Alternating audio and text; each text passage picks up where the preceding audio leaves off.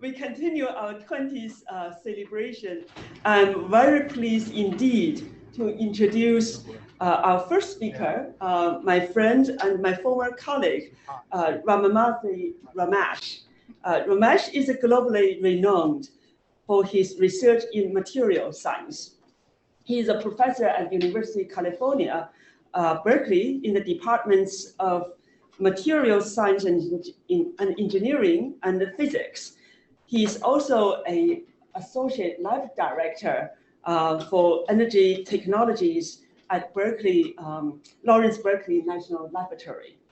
Ramesh was an early EMSL user, recognizing the value of our unique suite synthesis and analysis capabilities, especially in resolving fundamental properties of designed oxide materials.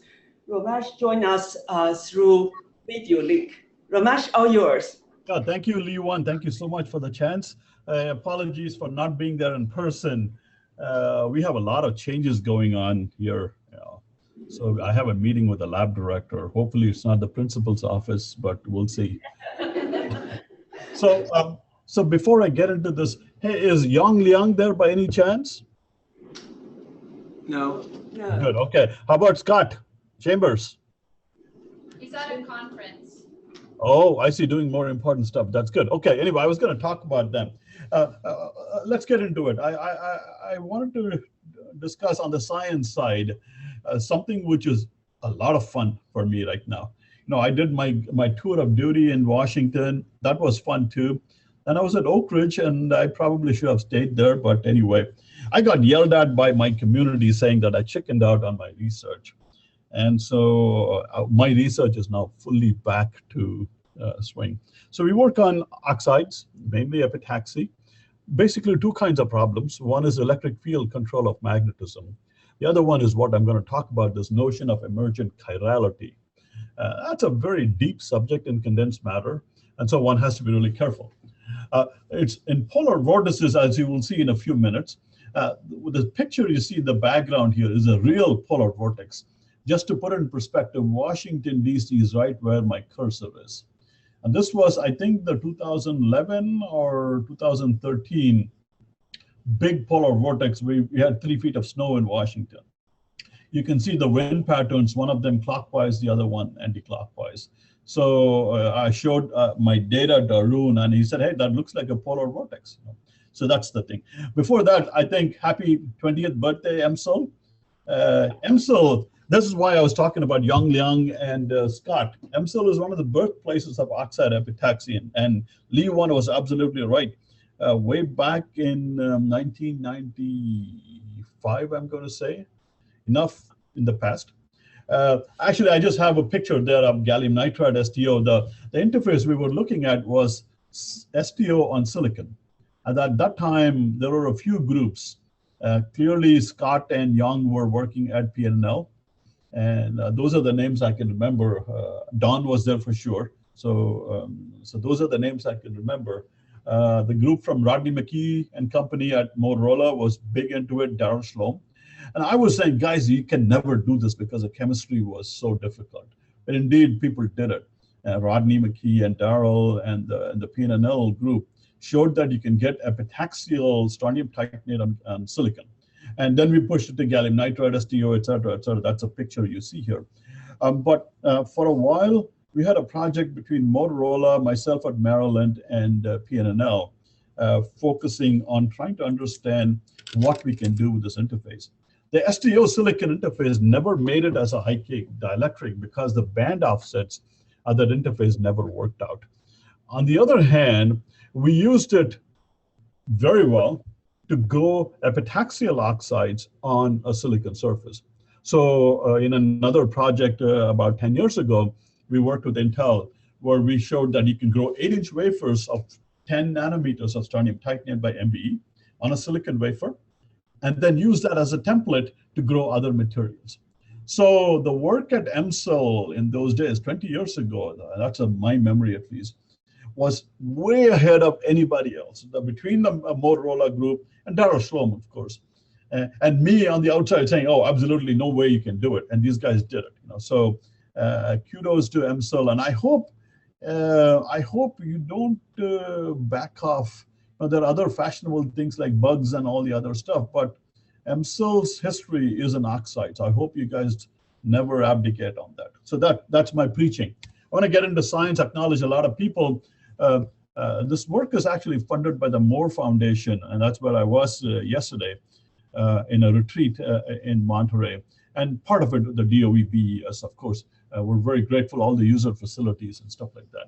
I will talk a little bit about work that a theory colleague of mine, Javier Junquera, has done spectacular work on second principles calculations. So with acknowledgements to all these people, let's get into it.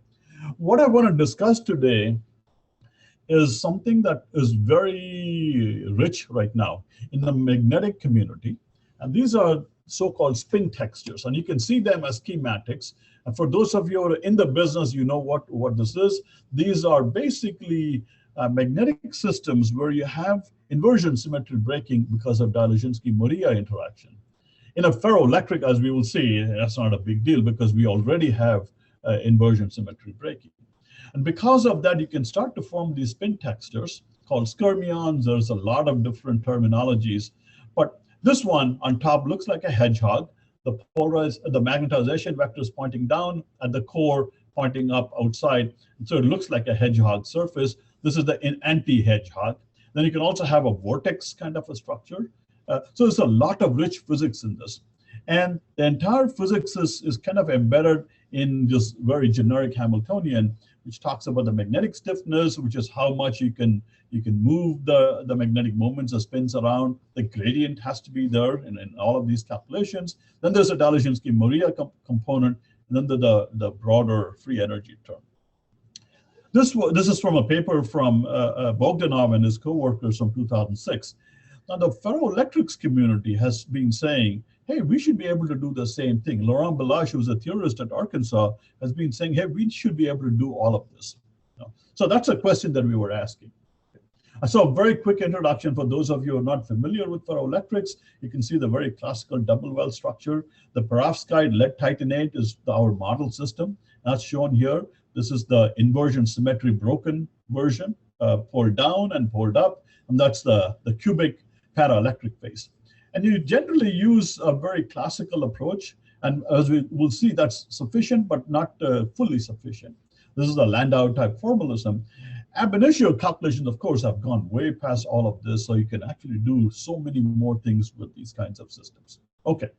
Now, if you look at a macroscopic object of a ferroelectric, you can write down the free energy Hamiltonian. There's a bulk term, obviously, that's a Landau free energy. There's a gradient term. But in ferroelectrics, unlike in magnetism, elastic terms are a lot more important because the lattice is distorting by a few percent. That's humongous. So you have an elastic term and an electric term, which is basically the electrostatic energy. And actually, this doesn't include everything. You should include formally the terms that relate to the octahedral tilts and stuff like that. It's a little bit more difficult and macroscopic theoretical approaches, but ab initio covers that. Now, if you look at a macroscopic object, you will see something that looks like this, and this is the Kittel domains. And we see you can have 180-degree domains, 90-degree domains, depending on the symmetry of the crystal. In this case, it's a tetragonal crystal, and so you see these kinds of domains. This is very classical. We are not interested in this. Now, about 10, 15 years ago, there was a paper by Laurent Belache's group where they said, hey, if I take nanoscale ferroelectrics, instead of ordered domains, I will actually see rotation patterns. And actually, the experimentalists never paid attention to it. And even in our case, we were not really looking for these kinds of structures. Okay. So now I'm going to give you the transition to oxides, and it's going to be completely based on epitaxy. And in some sense, this slide is the relationship to what has been happening in EMSL. Scott Chambers, of course, is a very well-known figure there in terms of looking at the growth of oxide heterostructures. So instead of growing single crystals of materials, we can now start to create artificially engineered heterostructures. In this case, in the background, and I'm going to get into this in quite a bit of detail, you can see atomically engineered. This is a 10 by 10 unit cell superlattice of lead titanate in bright and strontium titanate in dark.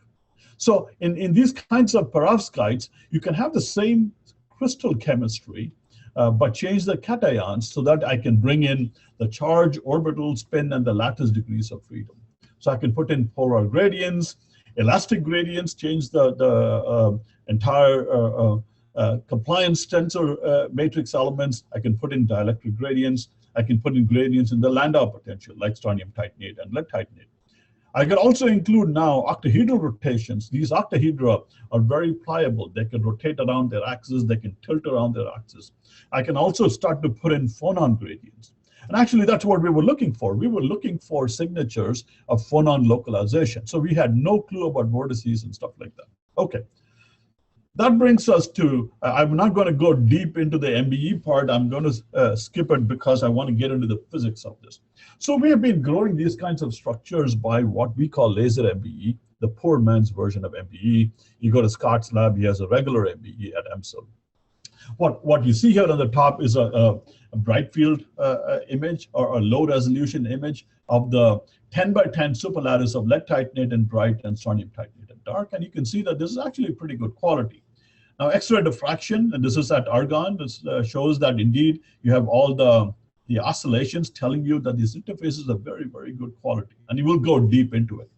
Now, when you do reciprocal space mapping, and this is work done at argon at APS, we saw these very strange side lobes. And we, for about 6-8 months, didn't pay attention, which was a big mistake, I think, because the entire physics of what I'm going to talk about is embedded in these streaks. Those streaks have a real space periodicity of about 10 nanometers. And I'm going to get into that in a second. Okay, now we can go back and do imaging, direct space imaging. This is at the aberration corrected microscope in NSEM, and it's fantastically valuable. We should make this point about the DOE national facilities. These are all national treasures, where we can do some fantastic science, whether it's computing, neutrons, or synchrotrons, or in this case, imaging. We have some fantastic capabilities, and we should cherish them. So what you see here is an aberration corrected image of the superlattice. And you can now say, hey, go to a computer and say, take this image. Oh, sorry. Oh, I went too quickly. Ask the computer to identify how the local atomic positions are changing. Okay. So we did that. We said, hey, go to a square like this, which is the lead atoms, and tell me how the titanium, which is a small atom right at the center, how the titanium is located with respect to the lead. What the computer came up with was staggering, and that's the picture you see here. What it told us was, hey, look, these atomic positions are not what you would expect. They were not going up, down, or left, right. Instead, they were going around in a vortex. And you can see that here, the lead titanate layer has got these vortices, while the strontium titanate doesn't seem to have much. And you can see in the blow up, one of them is rotating clockwise, the other one is rotating anti-clockwise. We were told by our physics colleagues that one has to be careful about the terminology because these are different kinds of, they're left-handed and a right-handed vortex. At the bottom in C, you say the phase field calculations, and indeed it is pretty close to what the experiment is. It's showing that one of them has a left rotation and the other one has a right rotation. And at the bottom in D, you can see the vector map from the top. This is the same map overlaid on del cross P, the cross of the polarization. So this was published about a year or so ago in Nature because these were very unusual and they seem to agree quite a bit with the theory. And if you look at these from the top, and I'm an old-fashioned microscopist, I said, okay, maybe these are just too fashionable. Maybe we didn't do it right. So I went back to old-fashioned diffraction contrast, and you can see these vortices here now in cross-section. And you can also see them in planar section images. These are all the 10 nanometer spacing of the vortices and the anti-vortices. So there was quite a bit of detail in these images. Okay. I'm going to summarize the first part of this and say, hey, look, what is the first thing that I want you to take away is the fact that in a classical ferroelectric shown at the bottom, you see these ferroelectric domains, where within a domain, this is the calculation and this is the experimental image, within a domain, you have uniform polarization. The del cross P, the curl of the polarization is 0. There is a curl of polarization right at these domain walls, but otherwise is 0. In contrast, in these vortex structures, the curl of the polarization is not zero anywhere in the material. And therefore, that's a unique difference. So del cross P is not zero, which it should be in a uniform ferroelectric. And that's the first thing to keep in mind. Okay. Then the next question was, okay, what can we look for if the polarization is indeed rotating like this? Is there a chance that there is a sense of handedness to it or a chirality to it? And this, I think, is in condensed matter physics, topology, chirality are all very, very interesting topics. And this is pictures from liquid crystals where you can see the handedness or DNA. All of those things have handedness to them. Okay.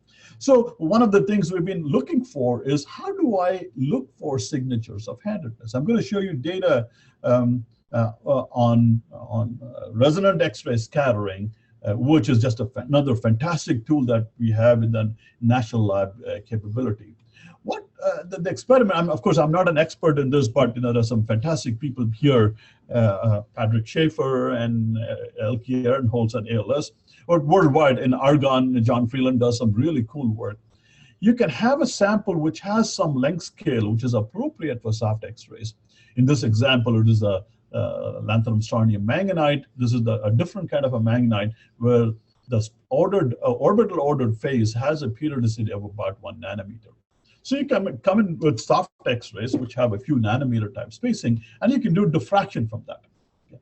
You can get diffraction information, but then the next thing you can do is to go back to reciprocal space, sit at a particular point in diffraction space, and start to do spectroscopic measurements. And that's the fun part of it. So you can then couple this diffraction experiment with an absorption experiment here. In this case, XMCD, which is magnetic circular dichroism, and then you can see circular dichroism from iron. Okay, now comes, and so this has been used in the past to look at, for example, a chirality in ferroelectric liquid crystals, which is where we took our inspiration. So we have our sample, and you have the vortices. These are shown schematically here. The vortices are about 10 nanometers, and we use the soft X-rays. And indeed, we see diffraction. These are the first and second order negative, first and second order positive, and the specular reflection. So then you can say that these vortices, which are going like tubes into the plane of your screen, are now acting like a diffraction grating for X-rays, and so you can start to get diffraction information. Now, perhaps this is the most important slide in my presentation because it says something really fascinating. So the experiment is as follows. You can do this diffraction experiment. This is the -1 and -2, +1, +2 diffraction peaks. But you can now come back and do this experiment with circularly polarized light, with red is in positive and blue is in negatively circularly polarized. And if you have a ferromagnet, of course, you will see circular dichroism because it breaks time reversal symmetry, and therefore you have a helicity that is showing up in your measurements. On the other hand, if I have a piece of lead titanate, which breaks inversion symmetry but doesn't break time symmetry, there is no reason to expect any circular dichroism. But what we are seeing very clearly, as you see in the green data, is that there is a measurable, not 1%, 2%, more like 10 to 20%. As a matter of fact, in more recent experiments on some more refined samples, we've seen values as large as 60 to 80% circular dichroism. That's the first point. The dichroism also changes sign as I go from the negative diffraction peak to the positive diffraction peak, which seems to suggest that there is some indications of a handedness or a broken mirror symmetry, the antisymmetric nature. Now we can go from diffraction space to spectroscopic space, and we can do the same experiment. And this is a titanium L32 edges. Typically in titanium +4, you should see a 4-fold peaks. You should see the T2G, EG for the L2 and the L3, you'll see 4 peaks. In these resonant experiments, you only see 1 peak, which is very strong, and you see the rest of them being very weak. Now, if you look at them with negative and positive circularly polarized light, you see very strong differences, and the difference is also antisymmetric in the sense it changes sign for the plus and minus diffraction peaks. The second point, which is really important, is that we see this XCD, strong XCD, only when you have the vortices. The pure ferroelectric phase has very little XCD. As we will get to in about 2-3 minutes, we also see that the system is very complex. It's got a lot of phases, a lot of ground states which are very close to each other in energy. So we think that this circular dichroism is a signature of chirality in the system. There's a sense of handedness. Okay. And so we've been mapping it out. You can see regions which have positive handed circular dichroism, regions with negative circular dichroism. And so I will not spend too much time except to tell you that indeed we've been trying to see if we could do this. In my mind, is a very important experiment, which is the crude analogy is, imagine that you have D-glucose, which we all can assimilate. L-glucose is the same sweet material, but the human system cannot assimilate. So imagine that I could go from one enantiomer to the other, not by doing a chemical experiment, but by applying an electric field. So the question that we were asking is, can I go from positive chirality to negative chirality by applying a field? And here was some very early data where we switched a box here, which originally was blue, meaning negative circular dichroism, which then became green, which is suggesting it's positive. Now, we don't have this done fully yet, so this is not published, but the suggestion here is that maybe by doing this, you can create materials which are, by themselves, the two materials are not chiral. One of them breaks inversion symmetry, but they're not chiral. But this particular ensemble gives you chirality to it. Yeah. The last piece of that is the theory that I mentioned early on. This has just been a fantastic experience for me working with Javier and Jorge Inigas. So what you can do is for these vortex-like structures, you can calculate something called the helicity. And this is essentially taking our cue from the skyrmion literature. The helicity gamma is given by this equation, but P is the spontaneous polarization. Okay? And the spontaneous polarization, of course, is related to the structural distortions. And so P dot del cross P over this volume, if there is no chirality, there would be no value. On the other hand, our calculations show that these are the vortices. One is the left-handed vortex, the other one is a right-handed vortex. If they have a component of the polarization that is in the plane, meaning along the vortex axis, then they have an opportunity to be handed, meaning they can be chiral. If these small arrows do not exist, which means there is no axial component of the polarization, then the structure is not chiral because I can put a mirror plane here so it doesn't break symmetry. So this calculation basically told us that, yes, you can have a left-handed and a right-handed. And let's go back to this. This would be right-handed. This would be left-handed. If you have a Y component of the polarization, and we've been kind of sweating over this, and we have indications that indeed there is a Y component of the polarization. These small arrows can be measured with an electron microscopy. And when you do that, you do see the helicity of either negative or positive, left-handed or right-handed chirality materials. So that's where we are in terms of trying to understand why this material behaves this way. So to summarize, the second summary is, if the material has to be chiral in 3 dimensions, by the way, this is a big debate in the community. The engineers have designed all kinds of metamaterials which they call chiral. The physicists will tell you, no, it has to be in 3D. Okay? Chemists probably will say the same thing. So the 3D chirality requires the anti-parallel Y component or some other kind of symmetry breaking. But if it was 2D, it is just simply anti-ferrotoroidal. Okay, I want to spend a minute on the more macro scale. It turns out that these materials not only show vortex faces, and this is the piezo force microscopy image at a much larger length scale. There are vortices, regions with vortices shown here, which are in equilibrium with regions which are ferroelectric. And you can see the snake-like contrast. So it's telling you that you can have the coexistence of one phase, which is a ferroic phase, in equilibrium with a ferrotoroidal or a chiral phase. So in principle, by applying electric fields, I can go back and forth between this mixed phase to a phase here in purple, which is the completely a vortex phase. Then I can switch it back into the mixed phase. And the vortex phase, as you see in this second harmonic generation data, has very little second harmonic generation, while the ferroelectric phase or the polar phase has a significantly, maybe an order of magnitude larger second harmonic generation. So the optical responses, the piezoelectric responses are significantly different between the vortex phase and the polar phase. And the piezoelectric data is shown here. This is the normalized piezo force response between the vortex phase and the polar phase. The vortex phase is slightly larger out of plane, and therefore the height shows up.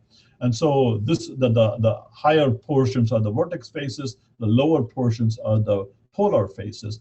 And you can see that the piezoelectric response is going up and down. Okay, the last point before I finish up is, now I've shown you hopefully some data which shows that these are vortices in the plane of the sample. And these are grown on a specific set of substrates, dysprosium scandate. So our theory colleagues, these are phase field calculations, have been saying, hey, look, if I change the strain, the in-plane strain of the system by changing my substrate, you should be able to see bubbles which are now skyrmion-like structures, but with the polarization pointing out of plane. And for a while, we didn't pay attention to it because we were trying to prove the chirality. And now we are now growing samples on a variety of substrates. 3.905 is strontium titanate. I'm going to show you some data on that. So this is the phase diagram our theory colleagues were predicting, that depending on the substrate lattice constant, assuming it is coherent with the substrate, you could see a variety of phases. The skyrmion bubbles, which means the polarization is pointing up, that's what we were looking for. If you remember, I showed you the magnetic analog, and that would be the equivalent of the skyrmion bubble. And so, unfortunately, this looks like a 1930s grainy movie. This is the best image we have so far. It was a difficult experiment to start with. And we will have high-resolution data soon. But if you can see this picture, this is a through focal series. You can see that there are now bubbles being formed. This is the same material structure, but grown on a different substrate. You can see bubbles in the structure. You could also start to see the onset of a Rayleigh instability, where you can see these long stripe-like structures begin to break up into small bubbles. These bubbles are also about 5 nanometers in diameter, which is very consistent with what we have seen before. You can see a lot of examples of the bubbles. Now the question is, are these the equivalent of the skyrmions that I showed you to start my talk? So this is the phase field calculation again. And if you look at the details of how the dipole moments are pointing, they're pointing into the plane of the sample, right at the center of this bubble. They're pointing out of the plane of the sample, and they curl in. And this would look very much like the hedgehog skyrmion. That's what is shown here. This is basically the vector map of the ferroelectric bubble skyrmion. We are putting it in inverted quotes because we're still not completely sure. We need to prove that these are really topologically protected, like a skyrmion is. They're stable to perturbations. And do they move under an electric field? We think all of this is going to be possible. We do believe that this ferromagnetic hedgehog skyrmion looks very similar to this ferroelectric bubble skyrmion, both length scales and in terms of the physics of this. So with that, I will finish up. One more piece. This notion of emergent behavior in these superlattices has become very popular now. Here's an example where we took bismuth ferrite, which under normal circumstances is a ferroelectric. But if I put it into a superlattice with boundary conditions, where this is a lanthanum bismuth iron oxide, which is a non-ferroelectric phase, this BFO becomes anti-ferroelectric. So it tells you that you can start to explore ground states that are normally not seen in a bulk material, but you can see them because of the constraints you impose by heteroepitaxy. So let me finish up. Vortices are very fundamental. Now, these are cosmological scale vortices. This is, of course, these are all dynamical objects, right? They're not equilibrium objects that are happening because of some kinetic process. But you could also see this flower. This is a fruit or a flower. It just got vortices as well. Our fingerprints, these are all equilibrium states until you start to erase them. And this is our polar vortex that we talked about. So I hope I've given you some feel for, which derives quite a bit from the work done at EMSL, all the early oxide epitaxy work. The example I showed you is polar vortices in the superlattices. The polar state evolves very systematically. So if I make it very large periodicity, it becomes very classical, not very interesting. If I make it very small, again, it comes to a point where the strontium tighten, it becomes ferroelectric. So the ground state becomes very different. I think the most exciting thing in all of this is the fact that there is chirality in these systems, which we think is electrically controllable, not sure yet. And there is phase coexistence, very similar to the manganites. And you can get large responses, not colossal, but we can get 90% change in the piezoelectric response. We don't know much about the dynamics of the vortices. Our goal originally was to see if we could get the same kind of vortices in a multiferroic like bismuth iron oxide, where we thought we could control Dalachinsky-Maria coupling by this approach. We don't have any data yet that says, yes, we can do it.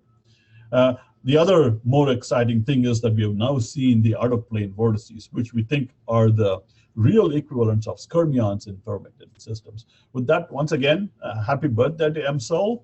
I hope it'll live to be another 20, 40, 60, 80 years and do fantastic stuff. Thank you so much, Lee Yuan and Don.